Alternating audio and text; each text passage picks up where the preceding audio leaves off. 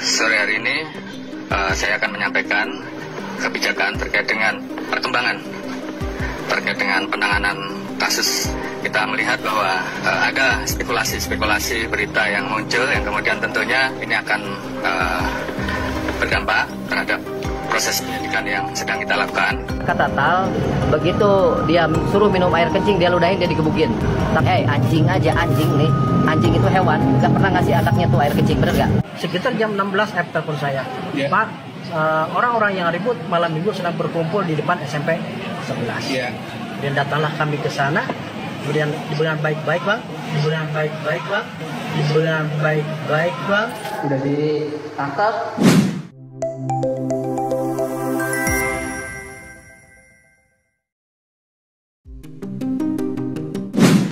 Halo semuanya, apa kabar nih?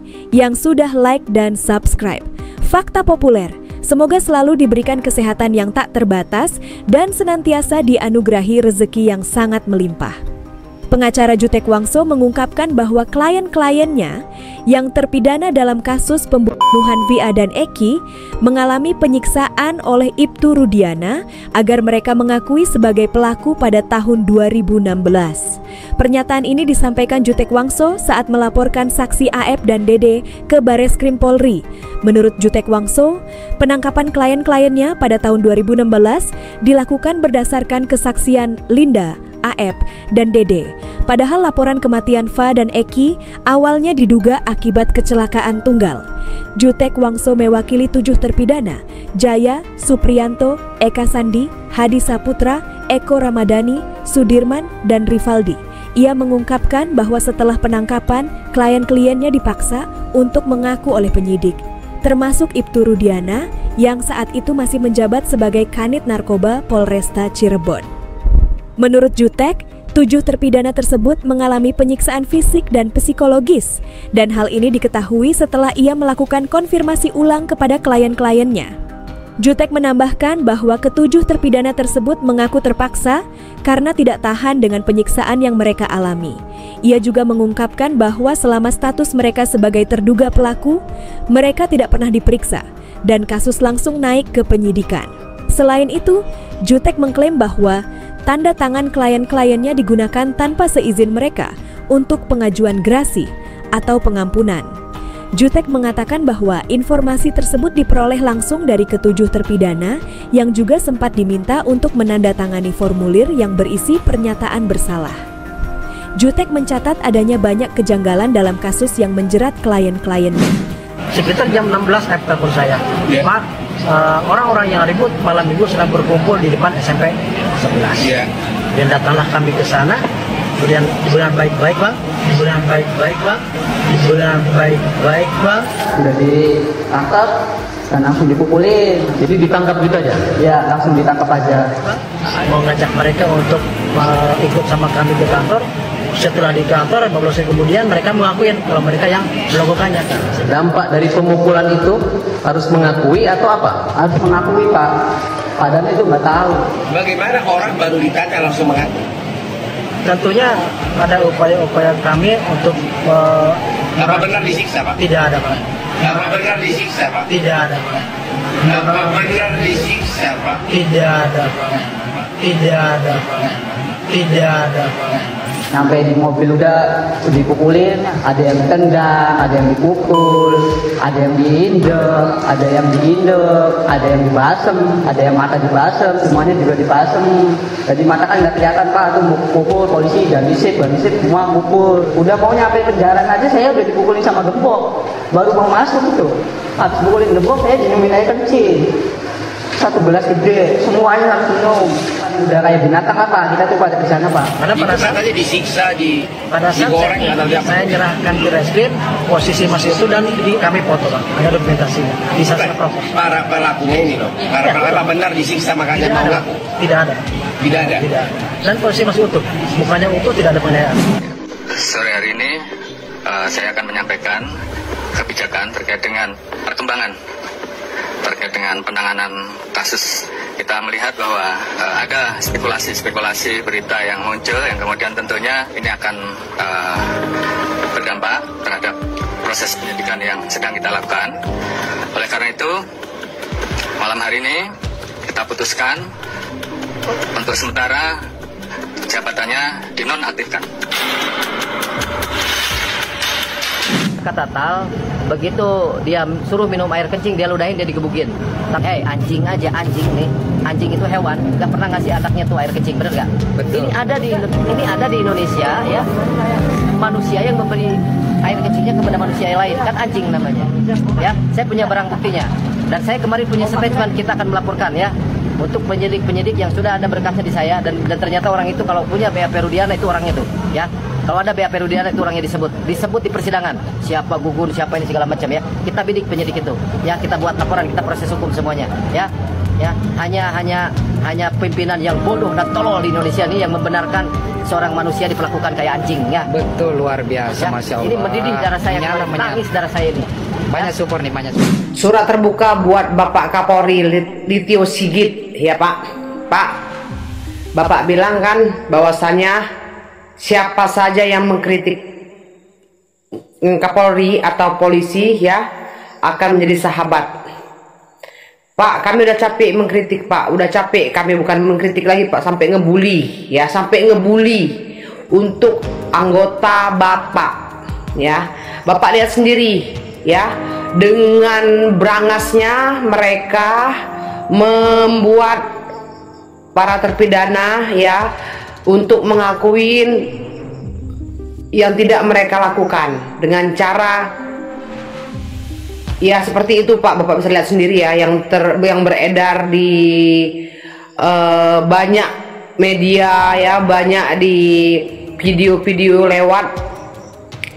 Kalau keterangan dari penyidik itu tidak ada perlakuan dari itu. Terus kalau memang nggak ada perlakuan untuk terpidana ini yang mukanya bonyok ya, kupingnya, matanya dipakai apa tuh? Sasiban ya, lasiban. Jadi orang itu dibuat sendiri, Pak. Dihantukkannya ke dinding, dihantukkannya ke jeruji, dihantukkannya tadi ulah mereka sendiri.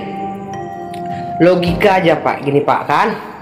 Kalau mereka melakukan sendiri, anak buah Bapak itu nggak mengakuinya, taruh aja orang itu nggak waras, kok ditangkap? Mereka melakukan itu sendiri, Pak, menjedutkan ya.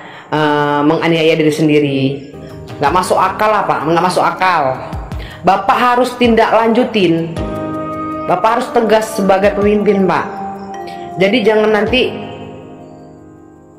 memang udah buruk ya di mata masyarakat, udah buruk, jangan tambah lagi oknum-oknum yang baik ya, oknum-oknum yang nggak terlibat itu jadinya beranggapan semua itu sama aja gitu, padahal ada di antaranya itu yang baik. Halo guys, semoga kita semua masih tetap sehat di awal bulan kemerdekaan Republik Indonesia. Meskipun bagi saya sesungguhnya kita belum merdeka, karena secara faktual penyiksaan yang pernah terjadi di era kolonial Belanda itu masih terjadi pada zaman ini.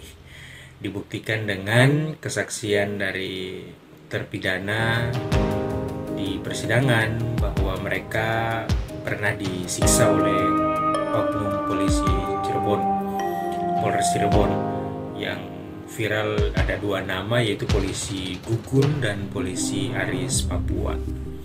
Penyiksaan yang mereka lakukan misalnya seperti menyuruh minum air kencing, kemudian dipukul, mata di strapless. Udah kayak kertas aja di strapless.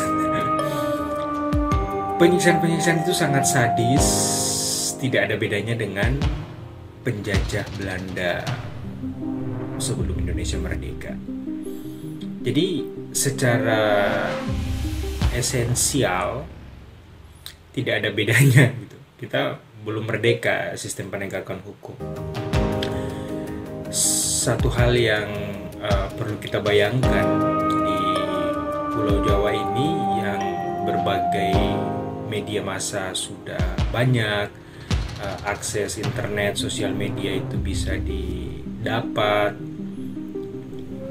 lembaga-lembaga pengontrol kepolisian itu banyak, itu saja masih terjadi pelanggaran hak asasi manusia, masih saja terjadi penyiksaan yang dilakukan oleh oknum kepolisian. Bagaimana dengan kami yang di Indonesia Timur yang kadang masih sulit untuk mengakses media massa, internet masih susah, kadang beberapa kampung di Indonesia Timur itu masih jauh dari listrik, tidak ada listrik guys.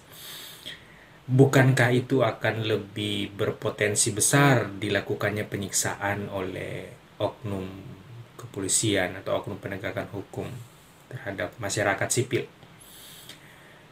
Jadi seharusnya kepolisian, dalam hal ini Kapolri, meminta maaf atas penyiksaan seperti ini dan lakukan reformasi yang besar-besaran, yang reformasi yang struktural terhadap sistem pembinaan dan sistem penanganan perkara pidana begitu. Ya, harus ada sikap tegas, jangan menganggap bahwa penyiksaan atau keterangan saksi di dalam persidangan, dalam hal ini adalah Saka Tatal, itu dianggap belum punya kekuatan hukum tetap. Karena kalau kita belajar hukum acara, 99% pengakuan di ruang persidangan itu benar. Nah, jadi menurut saya Polri harus bersikap ksatria, mengakui kesalahan dan melakukan reformasi dalam sistem penegakan hukum.